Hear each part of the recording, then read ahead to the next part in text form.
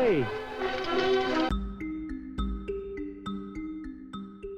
In Fantasia, each weapon has its benefits and advantages. I, for example, own a great axe, which means I can... However, worry not. The weapons don't purely depend on their reach, as some can be valuable with their speed if you know how to use them. Every weapon has its use. While the long sword and katana are quite versatile in duels or monster combat, they can be awful in other situations, like fighting 5 mobs at once. Pole arms such as the spear or pike are great for longer reach, and are excellent for formation combat as they reduce the risk of friendly fire, while something like the halberd is great for distancing, or perhaps as a main guard weapon for towns. Daggers are swift and can be thrown, which makes them great weapons for rogues. Blunt weapons like maces and hammers can be more effective against armor. Sabers, rapiers, and arming swords are great for duels, or great to bring on adventures, and there are also, of course, ranged weapons. The short bows are great on horseback, you Mongol, also great if you're a constant move.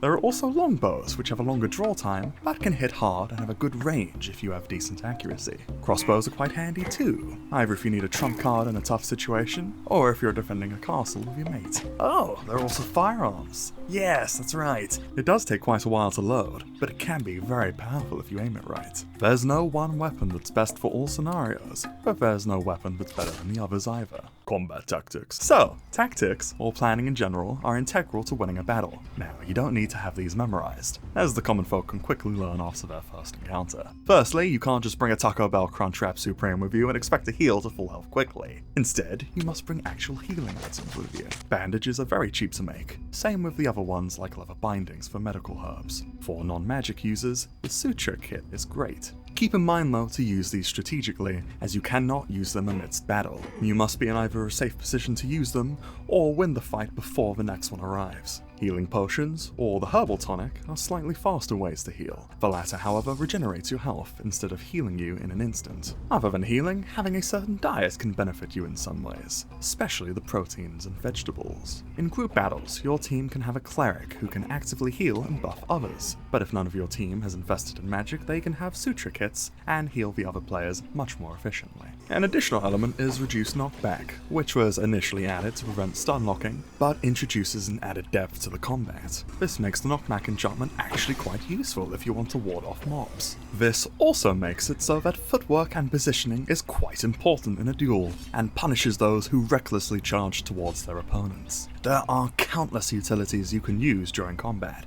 You can roll, which lets you dodge or maintain distance, or close in on your opponent. You can perform feints to trick your enemy, though this is recommended against experienced players. You can hide in the bushes and form an ambush.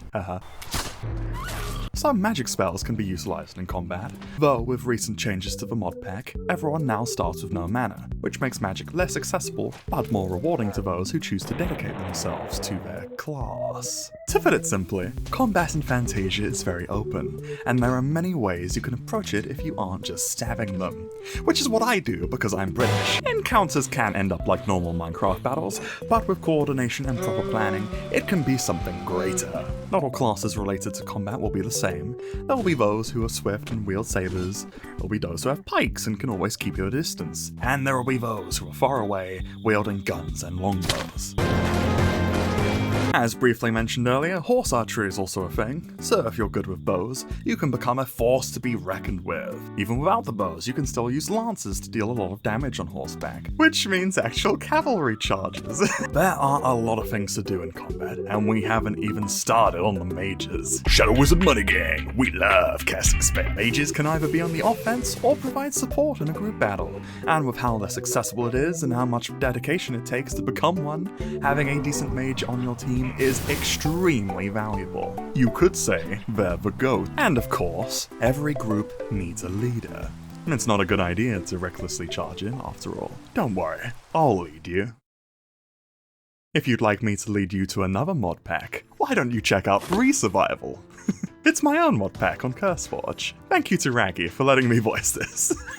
You should also check out my own channel, Infernal Studios, where I also talk about game design stuff like this. That's all for now. See you in the next one. Or maybe not, it depends on if I'm fired after this. Hey Raggy, what's that? What the—